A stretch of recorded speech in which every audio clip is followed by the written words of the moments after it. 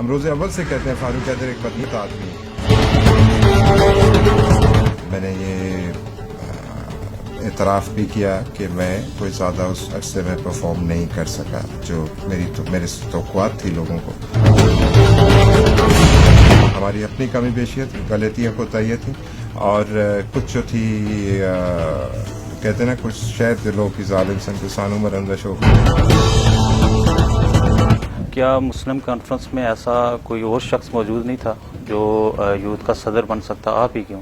بنیادی وجہ یہ ہے کہ میری مجاہد اول کے ساتھ جو تربیت ہوئی ہے، ان کے ساتھ جو وقت گزرا ہے، اور نظریات اور عقائد کے اوپر جو کلیئرٹی ہے، غالباً اس وجہ سے پارٹی نے مجھے اس پورٹ فولیو کے لیے اس دفعہ سلیکٹ کیا ہے. ایسا کیا ہوا کہ مسلم کانفرنس جو ہے وہ ٹوٹ پھوٹ کا شکار ہوگی؟ اقتدار تھا، تکبر تھا، یا کوئی اور وجہ تھی؟ بہت سارے فیکٹرز تھے. مسلم کانفرنس کے اوپر ہی ضرب لگی جب بھی باہر سے کوئی پارٹی آئے، اور یہ جو مسلم کانفرنس کی ٹوٹ پھوٹ کا عمل ہے، ہر 10-15 سال کے بعد یہ جو ہسٹوریکل ہے، اسی طرح فیکٹرز اس کے ہر دفعہ مختلف ہوتے ہیں. لوگوں کا خیال ہے کہ سردار عتیق صاحب کی ہٹ دھرمی تھی جس کی وجہ سے یہ ٹوٹی. کیا وہ پارٹی صدارت یا وزارت دونوں میں سے ایک قربان نہیں کر سکتے تھے؟ کر سکتے تھے، اور اس کا ایک طریقہ ہوتا ہے، گفتگو کا ایک طریقہ ہوتا ہے. مطالبہ کرنے والے کون تھے؟ راجہ فاروق حیدر صاحب. پچھلے 5 سالوں سے راجہ فاروق حیدر صاحب کے پاس دونوں عہدے موجود ہیں. کیوں نہیں چھوڑے انہوں نے؟ اس کا مطلب ہے کہ وہ غلط تھا، بدنیتی پر مبنی تھا. اچھا، 2006 سے 2011 کے درمیان 4 دفعہ تحریک عدم اعتماد ہوئی. کسی بھی پارلیمنٹ میں یہ تاریخ میں پہلی مرتبہ ہوا. درست. تو اس کی وجہ کیا بنی؟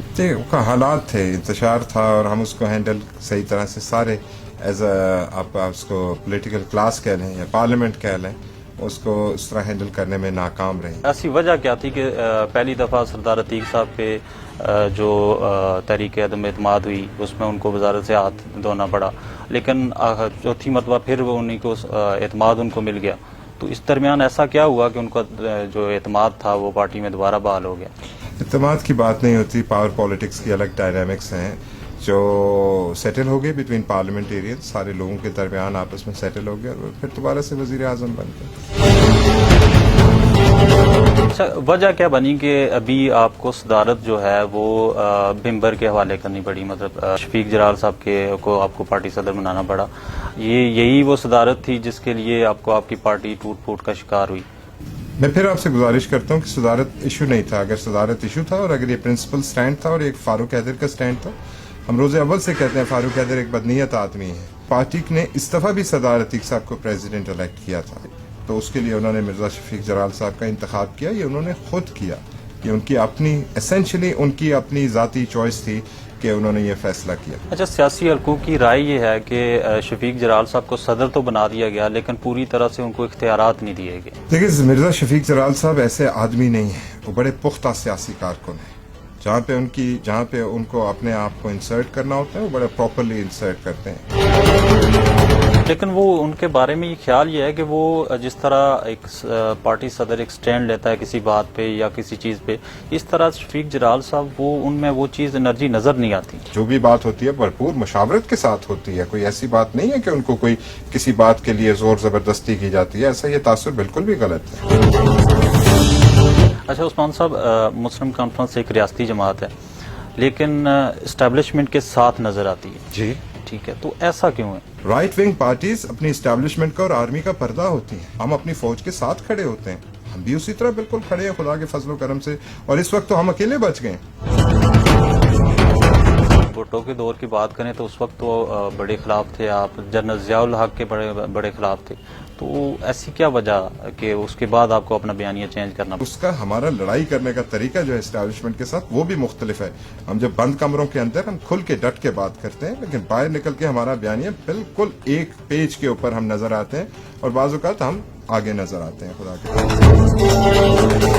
لوگوں کا گمان یہ بھی ہے کہ آپ کو جو آپ کی سپورٹ تھی، پولیٹیکل سپورٹ تھی، آپ کو اسٹیبلشمنٹ کی طرف سے آئی جب آپ نے 2001 کا الیکشن لڑا، جنرل پرویز مشرف صاحب برسر اقتدار تھے. 2006 میں بھی آپ کو یہی ایج حاصل ہوا. تو اس میں کتنی سچائی ہے؟ بالکل سچائی ہے. کیوں نہیں سپورٹ کریں گے؟ کس کو سپورٹ کریں گے؟ تو آپ کیا سمجھتے ہیں کہ اسٹیبلشمنٹ کا لازمی جزو ہے کہ وہ سیاست میں مداخلت کریں؟ اسٹیبلشمنٹ ساری دنیا میں سیاست میں مداخلت کرتی ہے. یہ نیریٹو یہاں پہ ہمارے لوگ پڑھتے نہیں ہیں. یہ وجہ کیا ہے کہ مسلم کانفرنس 2001 میں بھی ووٹ سے آئی, 2006 میں بھی ووٹ سے آئی, لیکن پیپلز پارٹی اور نون لیگ جو ہے وہ ووٹ سے نہیں ہے. ویرس پیپلز پارٹی کو اور نون لیگ کا ان کا ایک کلچر ہے, وہ دھونس راندی کے ذریعے ہی حکومتیں بناتے رہے. کیسے نواز شریف صاحب کی حکومتیں بنتی رہیں؟ 2021 کے الیکشن میں آپ کیا سمجھتے ہیں کہ وفاقی حکومت جو ہے وہ انٹرفیئر کرے گی؟ میرا خیال ہے کہ انٹرفیئرنس اس دفعہ کم ہوگی. تو 2021 کے حوالے سے, ان کے جنرل الیکشن کے حوالے سے آپ کی کیا حکمت عملی ہے؟ آپ کیا سمجھتے ہیں کہ مسلم کانفرنس جو ہے وہ اپنی حکومت بنانے کی پوزیشن میں ہوگی؟ میں حکومت بنانے کی بات تو نہیں کر سکتا, یہ بہت فار فلیچ آئیڈیا ہے. ایک عام بات جو ہے وہ گردش یہ بھی کر رہی ہے کہ جو مسلم کانفرنس ہے وہ عنقریب جو ہے وہ پی ٹی آئی میں ضم ہو جائے گی, تو اس میں کس حد تک سچائی ہے؟ ہماری ہڈیاں بھی قبر میں گل جائیں گی, مسلم کانفرنس موجود رہے گی اور وہ کشمیریوں کی نمائندگی کرتی رہے گی. آپ دونوں جماعتیں مل کے بھی آپ نون لیگ کا رستہ نہیں روک سکے.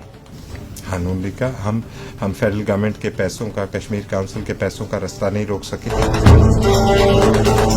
اچھا, جو عثمان صاحب 5 اگست کے بعد جو میٹنگ ہوئی عسکری قیادت اور پی ایم اے جے کے بھی موجود تھے, شیخ رشید صاحب کا آپ نے ذکر کیا, تو شیخ رشید صاحب نے تو اس چیز کو کنفیس کیا لیکن وزیر اعظم صاحب خاموش رہے, تو اس کی وجہ کیا ان پہ کوئی دباؤ تھا یا کیا وجہ تھی؟ نہیں, بہت ببانگ بڑے دلیر بے باک نڈر لیڈر ہیں ہمارے, اس لیے وہ ڈرتے شرتے نہیں ہیں, بہت زیادہ ڈرتے ہیں.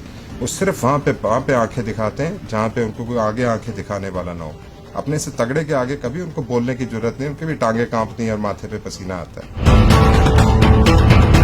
تو آپ اس کی حمایت کرتے ہیں؟ میں گلگت بلتستان کے لوگوں کی رائٹس کی بالکل حمایت کرتا ہوں. نہیں, رائٹس کی بات الگ ہے, آپ جو عبوری صوبہ ہے اس کی حمایت کرتے ہیں. میں عبوری صوبہ کا میں نے آپ سے گزارش کی کہ بڑا کلیئرلی کیٹیگوریکلی کہ یہ رائٹس کی بات ہے.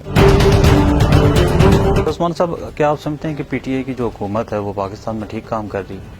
میرے تو اطمینان کے مطابق نہیں ہے. جس طرح ایک نیریٹو ہے وزیر اعظم عمران خان کا کشمیر کے بارے میں, تو آپ سمجھتے ہیں کہ کشمیر کی نمائندگی جو ہے وہ ٹھیک طرح سے ہو رہی ہے؟ کشمیر کے بارے میں بہت زیادہ اور کچھ کیا جا سکتا تھا. اچھا عثمان صاحب, مسلم لیگ پاکستان کی بات کرتے ہیں, نون پاکستان کی, جو اس وقت ان کا بیانیہ چل رہا ہے, آپ کیا سمجھتے ہیں کہ آزاد کشمیر کی جو مسلم لیگ نون ہے اس پہ کیا اثر پڑے گا؟ آزاد کشمیر کی مسلم لیگ نون کی تو بعد میں بات آئے گی, ابھی تو پاکستان کی مسلم لیگ نون بھی جتنی کھڑی ہوگی آنے والے دنوں میں آپ کو پتہ چلے گا. اس بیانیے کے ساتھ کوئی کھڑا نہیں ہو سکتا. کیا فیوچر دیکھتے ہیں آپ؟ ڈارک. پی ڈی ایم کا فیوچر کیا؟ ڈارک. آزاد کشمیر کی سیاست میں کس حد تک گنجائش ہے نوجوانوں؟ ابھی گنجائش نہیں ہے, گنجائش بنانی پڑے گی.